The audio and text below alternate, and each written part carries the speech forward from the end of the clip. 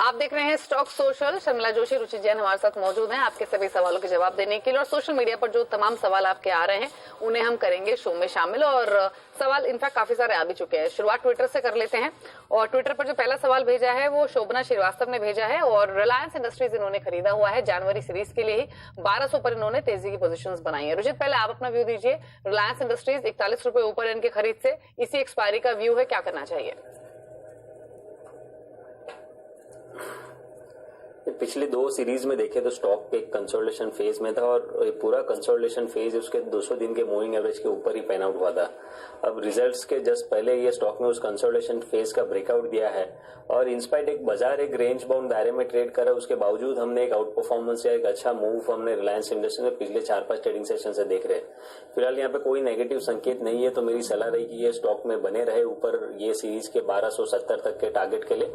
और अपने existing position पे अभी आप फिलहाल 1200 का टारगेट स्टॉप लॉस रख सकते हैं और जैसे ही प्राइस में और अपमूव आते हैं आपका स्टॉप लॉस ऊपर बढ़ाते जाइएगा। ठीक है, 1200 का फिलहाल स्टॉप लॉस रखें, मजबूत हो सकता है स्टॉक, यहाँ से भी ट्रेल करते चले अपने स्टॉप लॉस को।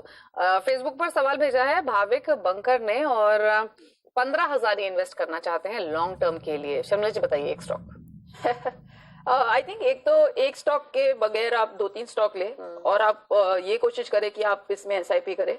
और मैं ये मान के चल रही हूँ कि आपका फर्स्ट टाइम इन्वेस्टमेंट है तो आपको लार्ज कैप में ही रहना चाहिए और ऐसे स्टॉक्स और ऐसे सेक्टर्स को देखने चाहिए जो अगले 5-10 साल के लिए अच्छे लगते हैं। So one stock that immediately comes to mind is HDFC Bank. So either HDFC Bank or ICICI Bank, इसमें आप 5,000 लगाए और उसमें SIP करें। I think another very interesting stock within the large cap space would be IT. तो IT में आप या तो TCS या Infosys ले सकते हैं। And with the third stock, I think consumption एक बहुत obvious फिर से सेक्टर और प्ले है, तो इसमें आप HUL या ITC सोच सकते हैं। ठीक है, दिग्गजों में निवेश करें, ऑप्शंस आपको बताए गए हैं। अंकुश ने सवाल भेजा है ट्विटर पर। इनके पास 2 स्टॉक्स है, एक तो ITC 294 के भाव पर है और इंडिया फर्स्ट बैंक है 46 रुपए के भाव पर। इंडिया फर्स्ट बैंक पर रुचित आप राय दे दीजिए। 46 रुपए 45 पैसे की बाइंग है, लॉन्ग टर्म व्यू है।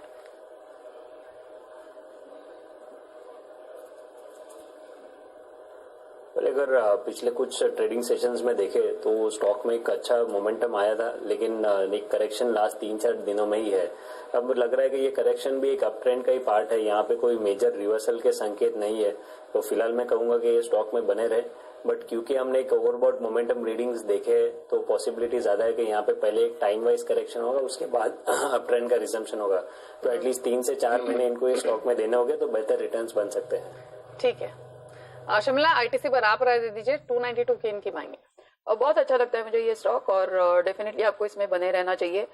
ये स्टॉक को हमेशा एक बड़ा खतरा ये रहता था कि कम बजट कोई टैक्सेशन उनके लिए बदली हो जाता था, but I think come with the onset of GST अब उनके लिए वो एनवायरनमेंट भी स्टेबल है।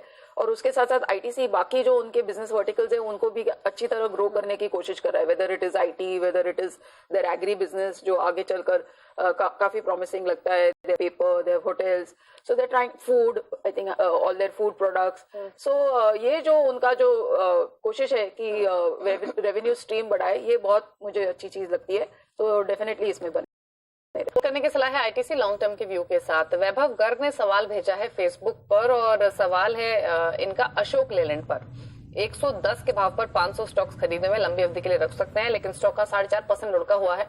और आज तो CLSA की रिपोर्ट भी, सेल रेटिंग तो उनकी पहले से थी, पहले 85 के टारगेट तो उसको घटाकर अब 75 का कर दिया है। रुचित से तो पूछना बेकार, उनको तो स्टॉक खराब ही लग रहा होगा चार्ट्स पर और यहाँ से और डाउन साइड देखते हैं। लेकिन आप बताइए शर्मिला, अशोक लेलैंड ये भी अगेन एक और ऐसा ऑटो स्टॉक जिसने बड़ा परेशान किया इन्वेस्टर्स को। बिल्कुल, और आई थिंक इसमें 2 दिक्कतें थी। एक तो जैसे CV सेल्स का जो डेटा आ रहा है वो बहुत ज्यादा सपोर्टिंग नहीं है और उसके ये स्टॉक शायद उसके पहले ही करेक्ट होना चालू किया था because of the management change. So I think जब नई मैनेजमेंट अपनी जगह पे आएगी उस पर क्लैरिटी होगी और उसके साथ साथ आई थिंक जैसे as the months pass we will see कि शायद CV का जो साइकिल है वो थोड़ा लंबा, इट्स अ स्टिकियर साइकिल, तो वो ऑटोज की तरह इतना करेक्ट नहीं होगा आगे चलकर, वो जाके स्टेबलाइज होगा। तो ये जब जो दोनों चीजें होगी और वो रिजल्ट्स में देखना चालू होगा तो आई थिंक डेफिनेटली चीजें अशोक लेलैंड के लिए इंप्रूव होगी। It's a stock I like at this level, but again I think कि आपको वो लॉन्गर टर्म व्यू रखना पड़ेगा क्योंकि बेस इफेक्ट है इन सब स्टॉक्स में, क्योंकि सबका बेस बढ़ गया है, क्योंकि नंबर्स काफी अच्छे आ रहे थे पिछले 1-2 साल से, तो वो थोड़ा परसेप्शन होगा कि स्लो हो रहा है, but it is because they are now growing from a larger base. But CVs में इतनी दिक्कत नहीं है जितनी पैसेंजर व्हीकल. एवरेज करना चाहिए थोड़ा बहुत इस लेवल पे. हाँ, yes, I think you can take that level from the technical analyst, but I think 85, 86 should be a good level. ठीक है, थोड़ा एवरेज कर लें अगर आपका पॉकेट अलाउ करे, और लंबी अवधि का व्यू है तो होल्ड रखिए अशोक लेलैंड को. एक सवाल और आया है ट्विटर पर, और ये अभिजीत ने भेजा है. सवाल है इनका फोर्टिस हेल्थकेयर पर. 8000 स्टॉक्स खरीदे हुए 151 के भाव पर. रुचित, 6 मंथ्स का इनका व्यू है. 151 बाइंग प्राइस है फोर्टिस पर, 135 पर कर रहा है ट्रेड. क्या करना है? अप्रैल 2017 के बाद ही ये स्टॉक एक लो टॉप लो बॉटम का स्ट्रक्चर है, बहुत बड़ा अंडर परफॉर्मेंस है. तो पिछले 1.5 वर्ष में ऐसा कोई संकेत नहीं है ये स्टॉक में कि स्टॉक में कोई भी आउट परफॉर्मेंस या कोई अच्छी अप देखने मिलेगी. तो अगर सिर्फ 6 मंथ का ही व्यू है तो आई डोंट थिंक कि फोर्टिस जैसे हेल्थ केयर इनको खरीदना चाहिए था ये स्टॉक. मेरी सलाह रहेगी कि अभी भी ये स्टॉक में से एग्जिट ले ले. अगर आप इसी सेक्टर में देखें तो अपोलो हॉस्पिटल्स पिछले 2-3 महीने में काफी अच्छा एक्यूमुलेशन वहां पे हुआ है. तो यहाँ पे टिप्स पे 1250-1220 का रेंज मिलता है अपोलो हॉस्पिटल्स में.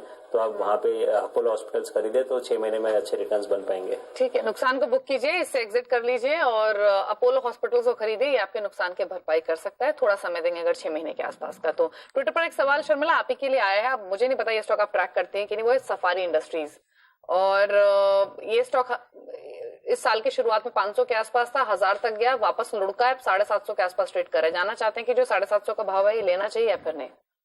Well, it's a stock I like. This is in the, of course, जैसे VIP जैसा स्टॉक है, और इनकी यही कोशिश रही थी कि वो अपना मार्केट शेयर बढ़ाए, और कुछ हद तक वो इसमें सक्सेसफुल भी रहे हैं.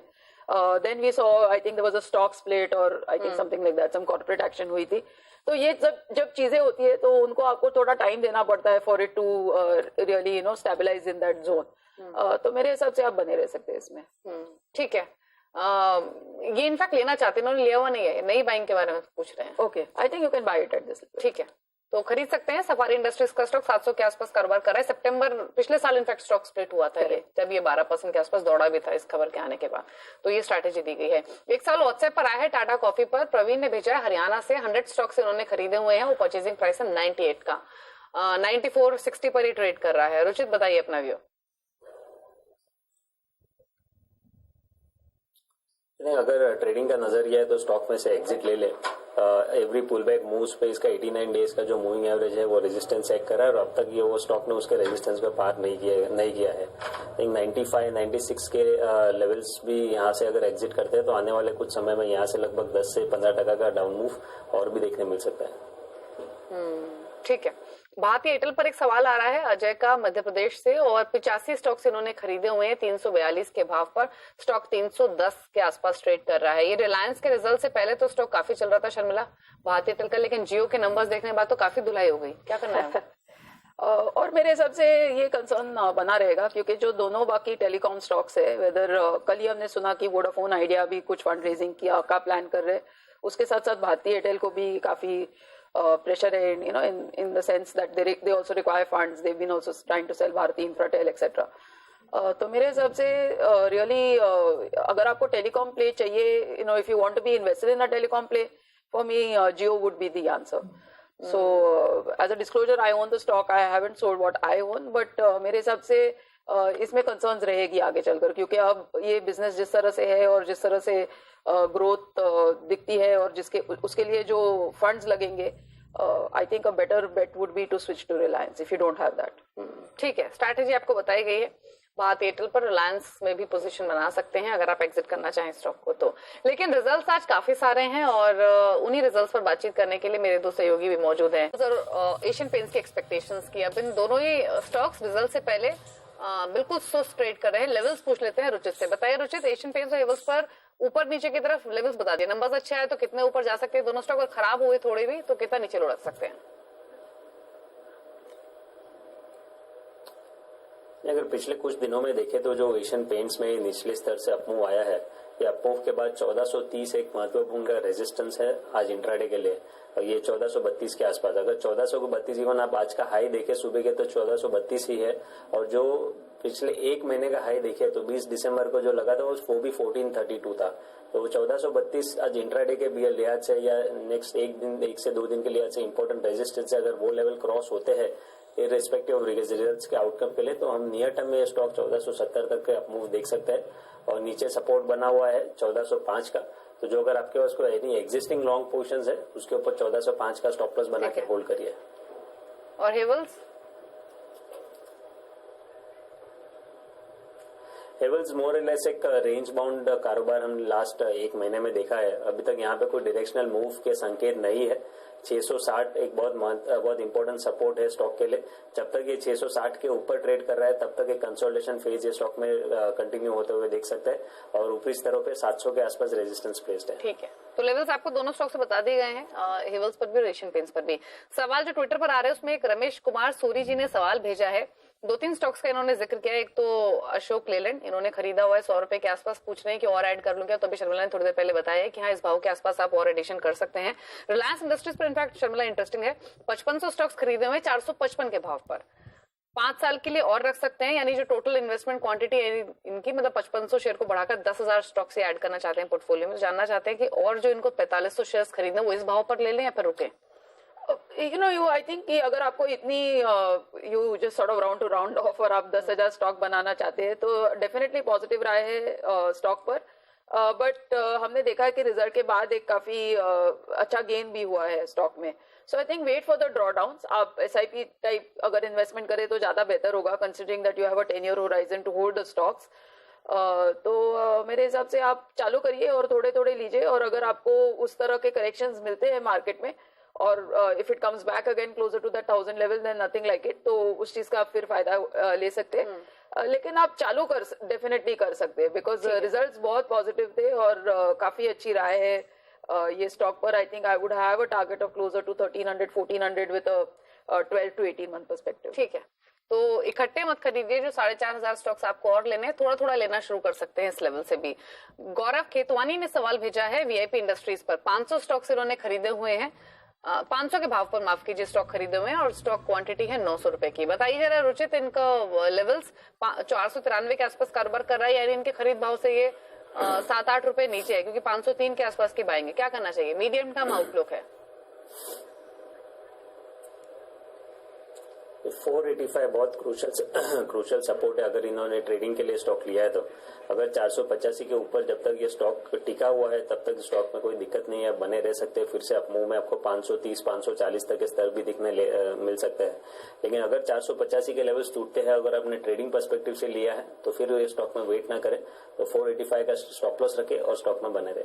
485 का स्टॉप लॉस रख के आप होल्ड कर सकते हैं स्टॉक को VIP इंडस्ट्रीज को। एक सवाल और आया है सेल पर। अमन ने भेजा उत्तर प्रदेश से। इन्होंने 1800 स्टॉक्स खरीदे हुए हैं 52 रुपए 55 पैसे के भाव पर। मेटल्स आज लुढ़के हुए हैं और इस पूरे साल बहुत वाइब्रेंसी दिखी नहीं है खरीदारी वाली। क्या करना चाहिए शर्मिला? एक तो राह देखिए मार्च के लिए, क्योंकि जो ट्रेड टैरिफ का जो बातचीत चल रही है US और चाइना के बीच में, उनको वो मार्च का डेडलाइन है। They given themselves time till 90 days और वो मार्च में जाके खत्म होंगे कि किस तरह की बातचीत होती है US और चाइना के बीच इन सब चीजों को लेकर। Because I think that will definitely influence the outcome of what happens with specially in the metal space going ahead. उसके साथ साथ I think I completely agree with you. पूरा पिछले साल बहुत ज्यादा अच्छा नहीं रहा है मेटल्स के लिए, बिकॉज कहीं ना कहीं I think on a global level इतना आउटलुक अच्छा नहीं है मेटल्स के लिए। But domestic demand is good and sale really depends on that. तो अगर ये बातचीत पॉजिटिव होती है तो सेल के लिए अच्छा रहेगा। So I think wait for another couple of months और फिर आप इसमें राय बनाइए। But in any case as to just repeat, जो 1-1.5 साल पहले जितना अच्छा एनवायरमेंट था मेटल्स के लिए ग्लोबली, उतना अब अच्छा नहीं रहा है।